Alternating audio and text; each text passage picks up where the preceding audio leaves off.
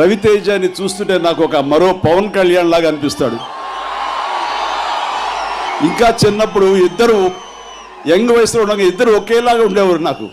అందునే అతను చూస్తుంటే ఒక సోదర భావం, నా తమ్ముడు పవన్ కళ్యాణ్ లాగా అనిపించేవాడు. ఒకరోజు డైరెక్టర్గా నాతో అన్నారు, అన్నయ్య మీరు ఆ జీప్లో ట్రావెల్లో నేను చూశాను, మేకప్ మ్యాన్ రావడం కానీ, మీకు గ్లిజరిన్ ఇవ్వడం కానీ, మీరు కంట్లో పెట్టుకోవడం కానీ, మీరు ఆర్ధతోటి బాధతోటి తమ్ముడిని కాపాడుకోవాలనే ఒక తొందరలో మీరు చేసిన పెర్ఫార్మెన్స్ కానీ ఎక్కడ మీరు గ్లిజరిన్ వాడలేదు.